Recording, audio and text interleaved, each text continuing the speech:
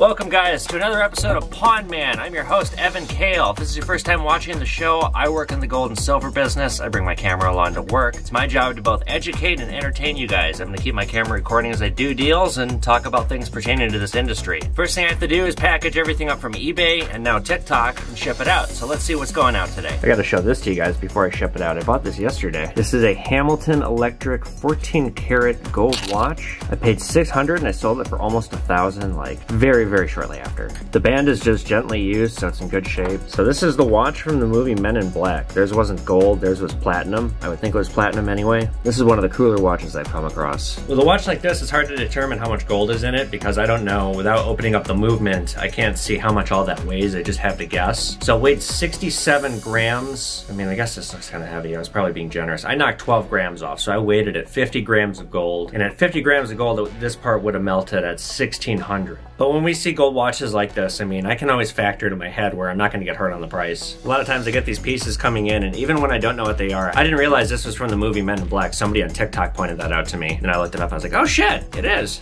I used to love that movie as a kid. And on the one hand, I'd almost like to buy it for myself and keep it, but if I were to get attached to everything that came into this store, I would quickly go broke. Only a few items on eBay, so this shouldn't take me too long to find. Oh, here it is. Alright, so here's what's going out. The silver plate antique mirror. Look at that fella right there. Hi, fella. It's 1876 seated Liberty $50, which is extremely worn down. These vintage antique cufflinks, which came as part of a larger deal, and I literally didn't pay anything for them, and I sold them for like $2, plus $3 shipping. And these gold-plated pins, which I got like 15 bucks on. And then all this random-ass currency, I got 15 bucks for this lot. People ask me all the time, are $2 bills worth money? Not a ton. I mean, they make so many of them, and it's just kind of one of those notes that has never really been respected amongst collectors. And the vast majority of ones that I come across, even when they're older like this, are in this kind of condition. And with a note like this, once it gets folded, I mean, that's kind of the end of its life in terms of its collectability. I'll still buy it because people collect them and do buy them, and I can make a profit, but I never pay much more than they're worth. I bought this one for $2.50, and then I just threw it in this lot because I couldn't sell it on its own. It was too inexpensive.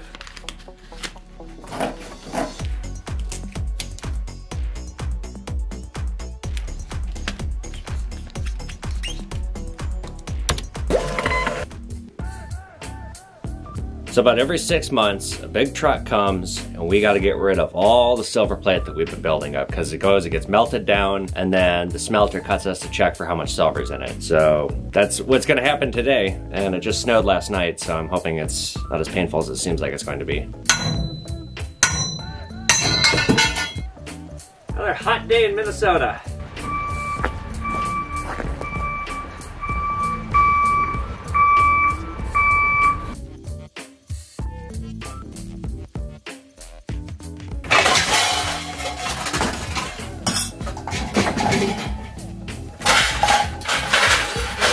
There goes Grandma's silverware, off to be melted down. Survived the Titanic, and now it's getting poured into bars. Ashes to ashes, dust to dust. Just like Grandma. Oh, that was a workout. It's such a relief to get rid of all that stuff. There's so much clutter in the back with that silver plate, and it just keeps growing and growing. It was like about to start pouring over down the stairs. Well, I've had a ton of sales thanks to TikTok, and I want to show you guys some of the stuff that's going out because I have some really cool stuff that I've sold. So I'll quickly show you guys. I sold 20 ounces of silver. I sold these two 2-gram gold pieces. But the real cool items are these. This is an uncirculated coin from 1924 Soviet Union, Russia. I paid $90 for it. I sold it for $120. I mean, frankly, I gave the guy who bought it a good deal. I could have probably sold this for upwards of $150. I gotta do what's best for the business and sell at a profit. The other thing I want to talk about and give you guys some information on is this extremely rare trade dollar. This trade dollar walked in here yesterday and I paid $30 for it. I knew goddamn well I could sell it for more. But again, you know, it might sound like a broken record. I throw out a price. The lady knew what it was. She said, this is a trade dollar. I'm like, well, yes it is. How's 30 bucks? Okay. You have your phone in your hand, the ultimate information tool. You know what the item is. You simply have to type it in on Google and it will tell you what it's worth. And if you're gonna neglect to do that and not even encounter and just take the first number I throw out. I was live on TikTok last night. Somebody got really pissed at me for telling that story, and it's like, what, am I just gonna open up the register and hand them all the money? I'm running a fucking business. But let's talk about this. I've only seen one of these come in before, and we paid $30 for the last one that came in too. The last one was in better shape. I sold this one for $110, so I gave the person a deal, so there's a $80 profit minus shipping. If this was a nicer shape, I would have bought this for my own personal collection. This is one that I do want. It's just, this one's pretty worn down. So the trade dollar is made from 18 cents. All right, talk to you later.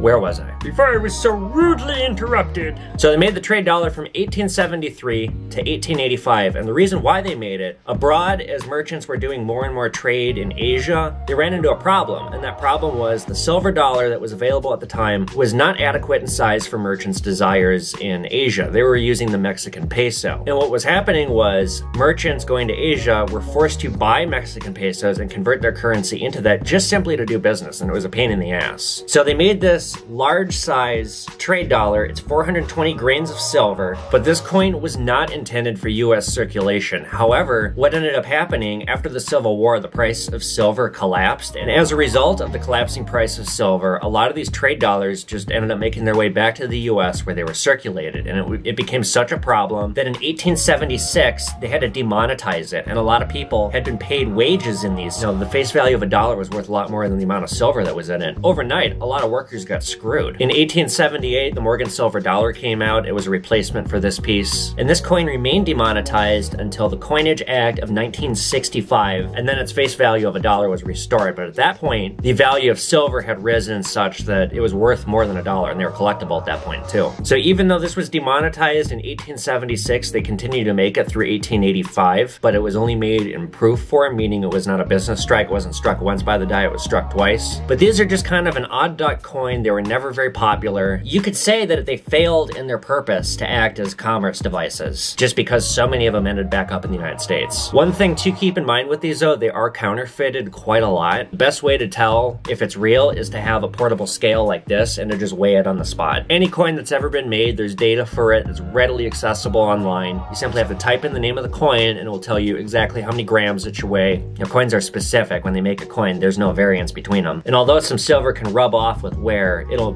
retain the vast majority of its weight. So yeah, thank you TikTok. I'm so glad to be doing all these sales, and this is a cool coin that I bought yesterday, sold today after making one video about it. And that's the magic of US trade dollars. Aren't numismatics beautiful? I didn't get much oxygen as a kid. These are 1940s homecoming football buttons. Honestly, I have no idea what they're worth. I feel like I could get 40 bucks for what you see here. Antique St. Paul Winter Carnival buttons from the 1940s, 50s, and 60s. I'm gonna have 70 bucks on this lot. University of Minnesota 1947 Snow Week. I went to the University of Minnesota. There was no Snow Week and I went there. I feel like the 1980s and cocaine probably ruined Snow Week, which, wow. So this is Nepalese. Yeah. They do it with human skulls too. This is a goat skull, but you fill up the skull and then you can drink from it and you... What did you say you do? You take in their power? You take in the knowledge of your ancestors. Is this plated with gold here? I'm not sure. I'm pretty sure it's just brass and copper. Brass, yeah. But that whole thing, like the Wicca thing, like that was, it was invented by Aleister Crowley, like Wicca was. Yeah.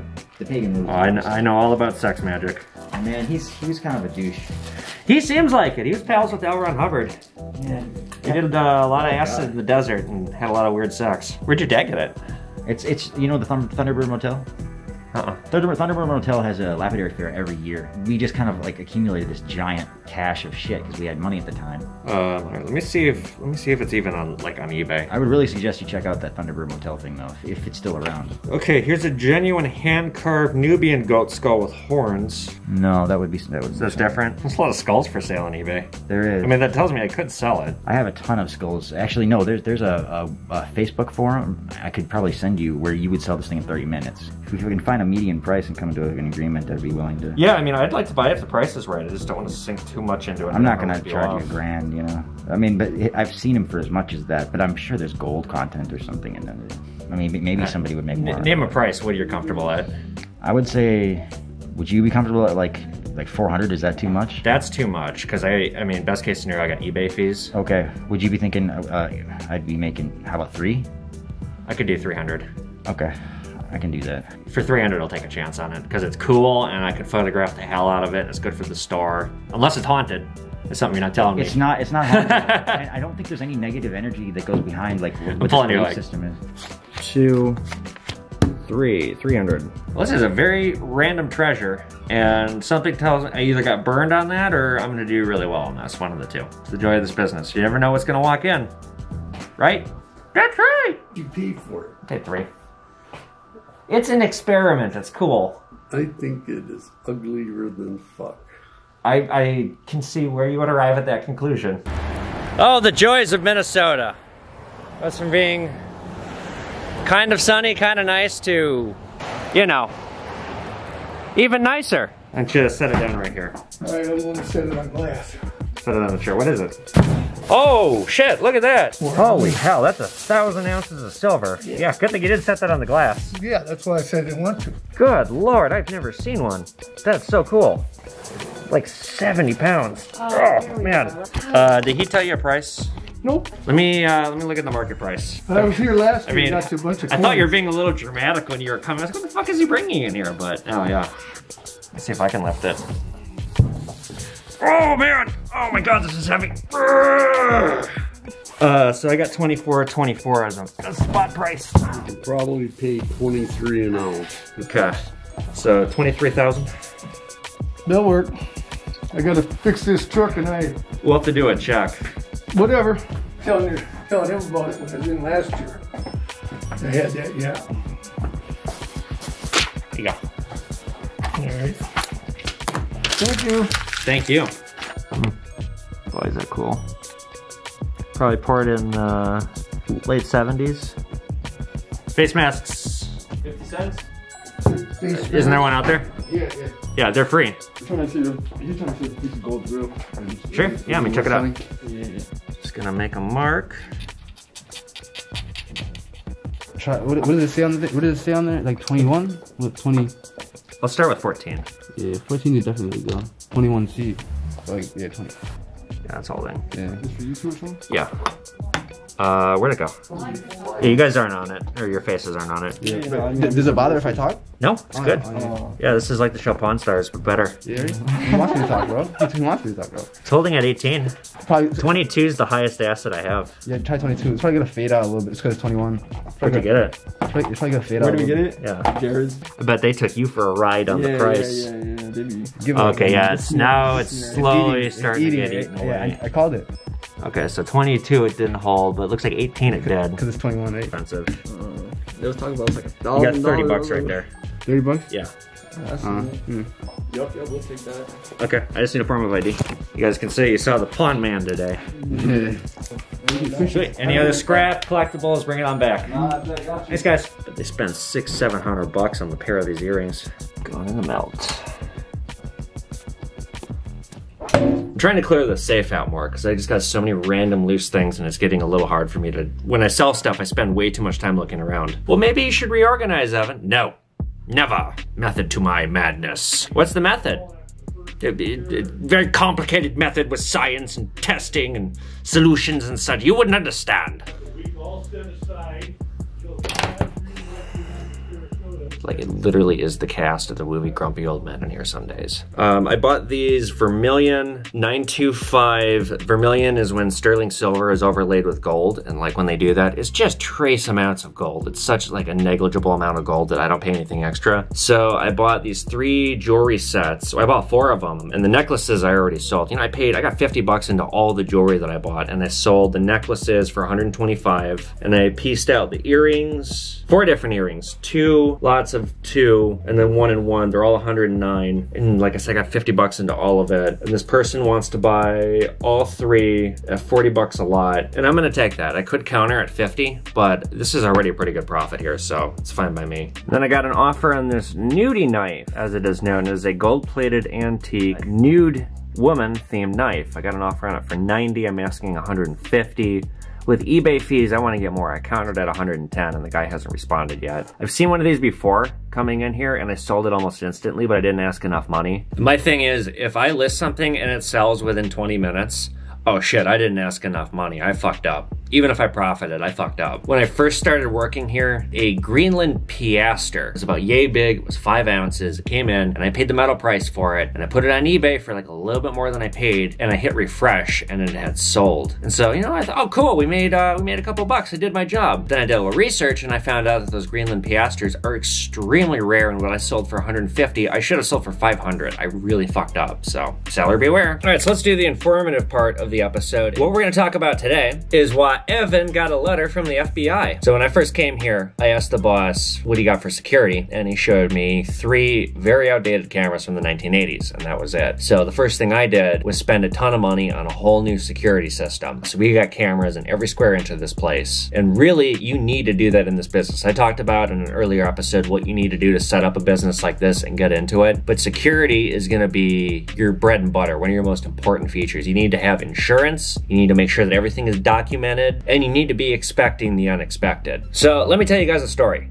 We were shut down for coronavirus in the spring, and what we were doing, we have a front entryway here, and there's a little slot where you can pass merchandise, kind of like Hannibal Lecter's jail cell. So what I was doing, I was taking orders on the phone, I was wearing rubber gloves and a mask and using a lot of sanitizer, and if people wanted to do business with me, we could do it that way, so I wouldn't actually have any direct contact with people. And it pissed a few people off. A few regulars wanted, particularly some boomers that wanted to look at coins, would come here and be like, but I want to look at the coins. And it's like, yeah, but this ain't the fucking time for that. But some people, you know, we do a lot of really high volume stuff with certain clientele, you know, deals that are $100,000. I mean, you probably won't ever see that here on film on my show because I don't want to make people uncomfortable, but like we do these big deals. I just don't like making someone stand out there when they're going to be giving me all this money. You know, it's a big deal I don't want to blow. So there were a few instances where I did let people in here, and, you know, I just wanted to have them in the store so that we could do the business in here. I'm not going to force them to do $30, $40, $50,000 transaction while standing in my front entryway passing me merchandise where anyone can just come up with a gun. So in the spring, it's toward the end of the day, these 2 guys are standing outside. They're in their 30s. They look Hispanic to me. And they're talking to each other, and they're wearing masks, and they have gloves on,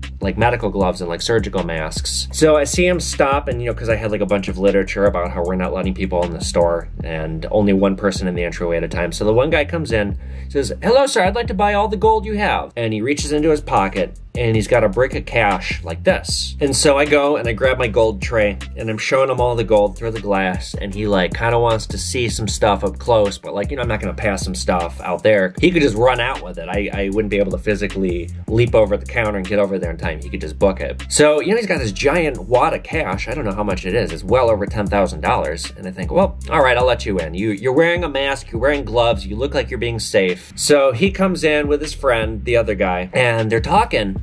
And they're talking in something I've never heard before. Not Spanish, I'll tell you that much. And I noticed, you know, there's 2 of them. One of them's a heavier set guy, the other one's thinner. And the fat guy, he's got a t-shirt on. You know, they're both wearing like kind of nice like designer clothes. The fat one's got a tattoo right here, and it says Isaac, I-S-A-C, in like what I would describe as trucker cursive. Like, you know, truckers will get like a woman's name tattooed on them, and it's a very particular font what they use. It was like that, and it said Isaac, I-S-A-C. So I'm thinking, I-S-A-C, that's not a Hispanic spelling of the name Isaac. In fact, I don't even think Isaac is a Spanish name at all. Maybe it is. So the tattoo struck me as being very unusual. And I'm dealing with these 2, and the owner's with me. And, you know, he's got all this money, and he piles up all this money on the counter. And I go to count, he's like, don't touch it. I'm like, okay. And so he wants to know how much gold we have. And like, we have everything from like bullion coins to numismatic coins. So they keep monkeying with the gold as I'm making a pile trying to count it. And they're like, they're knocking stuff over, and they seem like they're being comedically clumsy. The fat guy, I mean, here, take a look at this camera footage.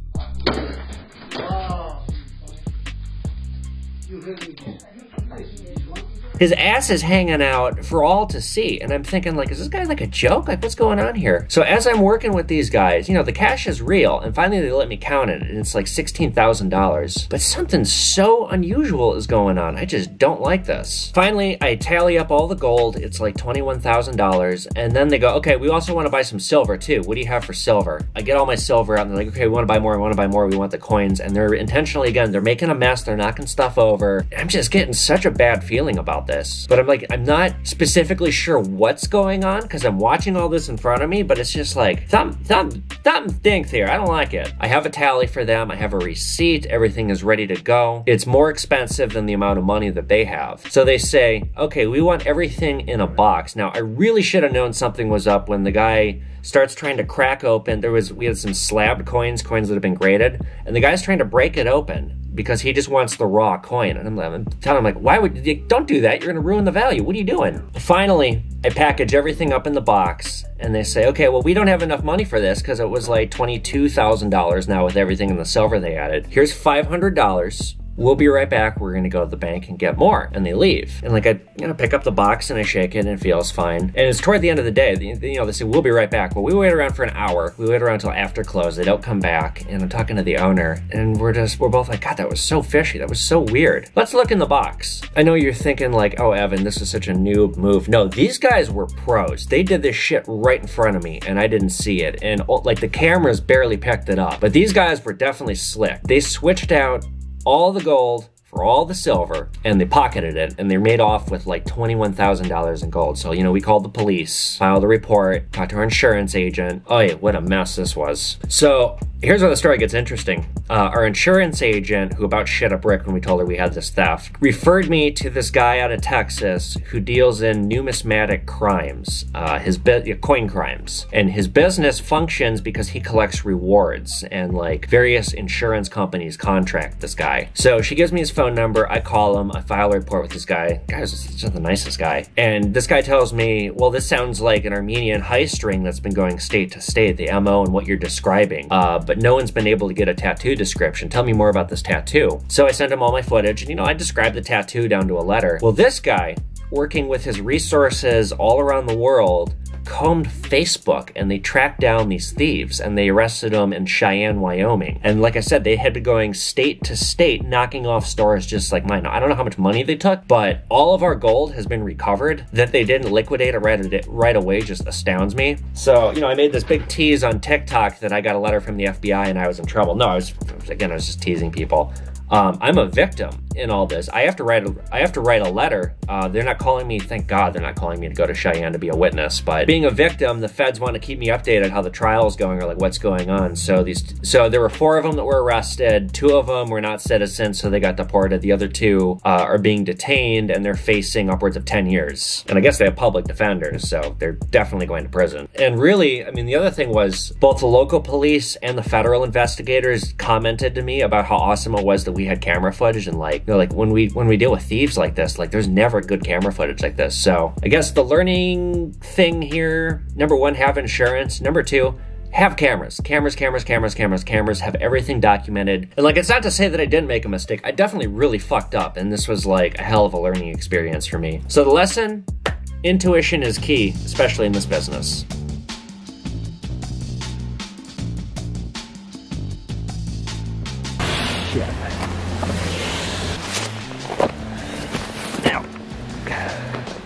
Good enough. Which is exactly what my parents said when I was born. Good enough.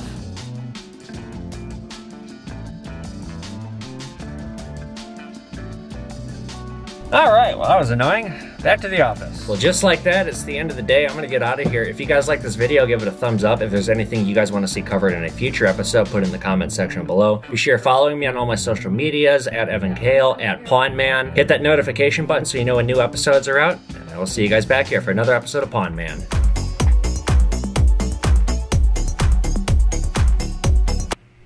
Evan. Yes. Place me on a Ouija board and good things will happen. I knew this fucking thing was haunted. God damn it.